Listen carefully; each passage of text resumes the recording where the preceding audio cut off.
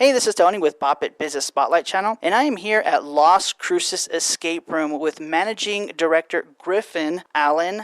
I'm actually here in the reading room of Ernesto Mondragon for their debut escape, Ariana's Wedding. How you doing today, Griffin? Good. The sun came up and people are smiling. What could be better? Yes, that's right. And before we continue on, you actually have a special deal for our listeners at the end of this interview. But before we get to that, tell us a little bit about what Los Cruces is all about. Well, Lost Cruces Escape Room is New Mexico's new way to play as we market ourselves. It's an escape room which is destination recreation where people set an appointment to go to this place with their family and friends to basically get locked in a room for 1 hour and then they have to solve their way out. Where can people find Los Cruces? Well, a lot of people know Tiffany's Greek Restaurant, and they also got fantastic pizza, too. We're right next to Hotel Encanto and across from the mall. So we're at Telshore Tower Plaza on Telshore, right by Foothills. When did Lost Cruces Escape Room get started, and what is your background? Well, we had our doors open July 15th of 2017. It was almost a year in the planning beforehand. So we identified Las Cruces as a market that for one thing, didn't have an escape room. Secondly, the recreation component for family-friendly recreation, that was missing. We could bring value there. But mainly, one thing that we looked at was actually the performance of the hospitals in this city. And the performance of hospitals in New Mexico is below average of the United States. The performance of hospitals in Las Cruces is below the average of New Mexico. And so the way that hospitals perform has a lot to do with how their teams work together. So since we had a background in that in terms of organizational effectiveness and teams' capabilities in critical situations, we wanted to bring something to the community that could be helpful to the business community in addition to being recreational to others. So aside from healthcare, there's also technology, there's government, there's WISMER, there's also education in NMSU, and there's also, of course, in government in any big city, which also is not only just administration, but it's also public education. So those business sectors were target market that we wanted to develop relationships with. Okay, and what is your background? So I'm actually an engineer by formal education, but I like to say that I have a Forrest Gump resume where I've gone a lot of places and met a lot of people and done a lot of things. But my resume includes not only the technical side of engineering, but also executive management. It also includes media, PR, and marketing, working in extreme sports, in high consequence sports, and then also consulting. So team and leadership development in a variety of businesses, automotive, transportation, as well as healthcare, as well as professional sports. So it's sort of a puree of ingredients that sort of came out in Lost Cruces Escape Room. You have a very diverse background and, of course, engineering by trade. Out of all the things you could have done and you could have been and created, why an escape room? Well, it actually merges a lot of different skills. So when people come to Lost Cruces Escape Room, they're immersing themselves in a very theatrical environment. So how we plan it, design it, decorate it, build it, texture it, what it sounds like, what it smells like, what it feels like, all these things are...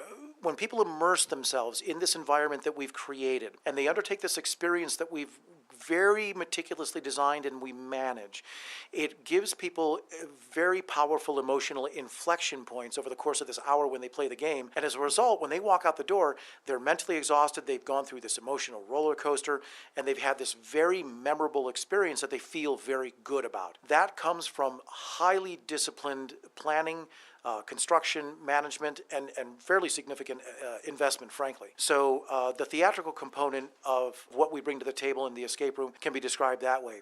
Now, to back end that with all the technology, Ariana's Wedding runs on 3 computers. The Heist, which we're opening very shortly, will run on 6 computers. We try to minimize the number of locks that people see because, frankly, you can go to Home Depot and buy locks and call that an escape room. But we're more about using everyday things that you find in a reading room or a drawing room or a library or a kitchen, inviting people to consider those in different ways.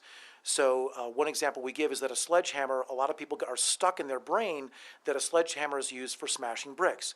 But when you think about the way that the head of a sledgehammer is designed, I've seen a chef frost a birthday cake with a sledgehammer. Now, obviously, when you think cohesion events, you think of group activities, you think of a day at miniature golf, you think a lunch, you think something that's along the line that's pretty dry, I would say. What would you tell the listeners here why they should come and do an escape room as a group? Well, when HR sits you down in a white room wearing a suit and a tie with a paper and pencil and they talk to you about your performance, it's threatening. nobody enjoys it. It's ineffective. It's just not the way to do it. But when you immerse people, for one thing, getting them out of their environment, and then put them in a playful environment, and then give them just enough pressure to solve a problem in 1 hour, and give them just enough absence of structure so that they're forced to figure things out for themselves, you reveal a lot about how people work. How they communicate, how they collaborate. What you can tell very quickly is what people default to under stress. So then afterward, when you go to our lobby, it's painted happy colors. We have, we do breakout sessions there with our video board. We have SHRM facilitators, as well as myself. And we basically unpack the experience in a very friendly way, in a very non-threatening way. And when you allow people to gamify their learning, or when you allow them to laugh at themselves as they learn, it sticks. It's much more effective. And then people go back to their work environment, and then they can overlay this experience onto their work environment and say, well, you know what, maybe I could listen more. Maybe I could ask more questions. Maybe I could not feel so threatened when people ask me to explain my reasoning behind something. So these are all things that can come about in a recreational environment that just don't come out when HR is called onto the scene. Last question for you. How can people reach out to you if they have any additional questions? Because I know they're going to have a lot. You've already told me that. How do they reach out to you? 575-323-2112 or lostcruces.com. One thing that I encourage people to do if they'd like to get on board before June 3rd, you can offer a discount. If you're able to use a discount code when you go to our website and book, it's 4 letters, and it is the name of a movie. And it is the name of the movie that can single best prepare you for your time at Lost Cruces. And if you look on our timeline on Facebook, you will be certain to find it. Already, so you're already giving out those clues to be able to take advantage of a discount that to offer when they come here to experience, of course, Lost Cruces Escape Room, and of course, particularly the Ariana's wedding. So again, lostcruces.com, 575-323-2112.